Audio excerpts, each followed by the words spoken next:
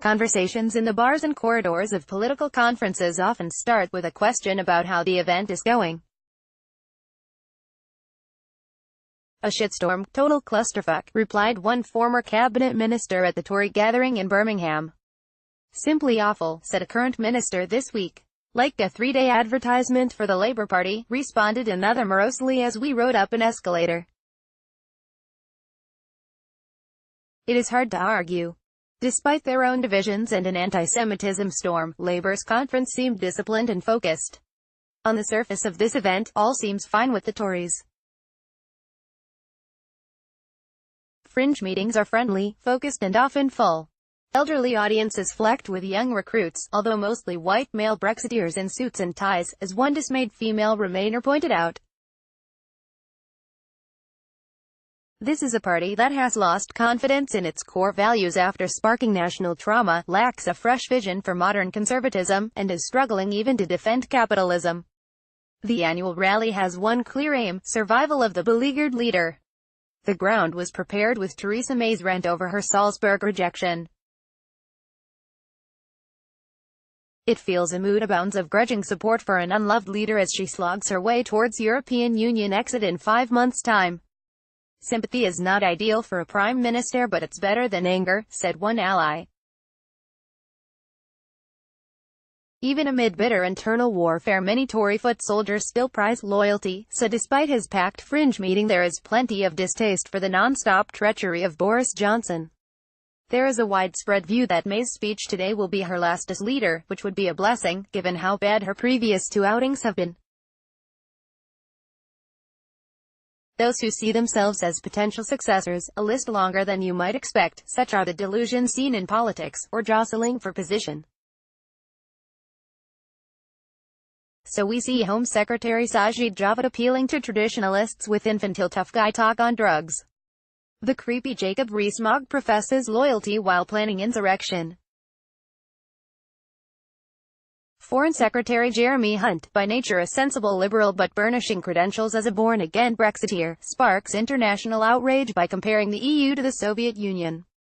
"Let's come together and get best deal for this country," May tells Tories on Brexit video, yet May might deliver a shock. For inside Downing Street, there is belief they can pull off Brexit and then cling to power. After all, there is no favourite, let alone a unifying figure pulling clear of the field to take over. One MP asked 60 activists in his constituency for their preferred choice of candidate. 3 went for Johnson, 2 for Hunt and 1 plumped for Rees-Mogg, but the other 54 picked no one. If Brexit is achieved, party members might be in the mood to let her clear out the fractious old guard behind this toxic mess before turning to a new generation to revive the party. And if Brexit collapses, all bets are off amid chaos.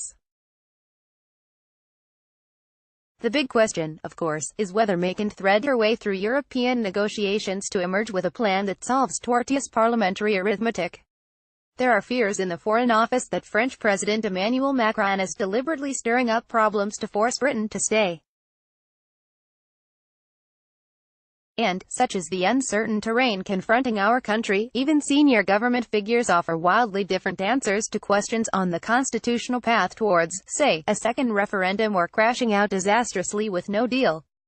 May has been baffled by the hardliners' refusal to accept the importance of Irish border issues. And even a key figure in the Brexit discussions admitted the best solution to every problem was worse than existing arrangements. Yet insiders are confident they can find a workable deal. When I asked about the chances of success, one put it at 80%. They say, rightly, there would never be any majority for a vote in Parliament on no deal, and thus believe almost all the Rees-Mogg mob will come round to a tweaked form of checkers rather than risk a Corbyn government. EU, they argue, will also agree rather than face the disruption of a Canadian-style deal. Their solution is essentially a giant fudge on deal-breaking issues of borders and trade behind a grand-sounding statement of intent that ensures Britain leaves the EU in March. "What do you do in politics if you can't agree on something?" asked one source. You kick it down the road. Some believe the ferocity of debate would be tempered by departure, allowing the transition period to be extended beyond the agreed 21 months while details are quietly hammered out. Effectively, we will still be in the EU, even in the customs union, unlike Norway, but as a rule taker and not a rule maker, said one source. Perhaps this is a pipe dream inside the besieged Downing Street bunker. I am no fan of May, but if she does pull off a deal, the Westminster mood will change. She is stubborn, and there is no reason to think she would quit or be forced out, even if it's her fault that Parliament is paralysed after a dismal election performance and premature triggering of Article 50. She could bask in success if the economy does not crash, and focus on the domestic agenda before handing over to the next generation before the 2022 election. This would give the Tories time to unite and attempt to rebuild bridges with younger generations betrayed by the stupidity of Brexit. There remains everything to play for in this extraordinary game of highest-stakes political poker. Ian Burrell is a former deputy editor of The Independent and worked as a speechwriter for David Cameron during the 2010 election campaign.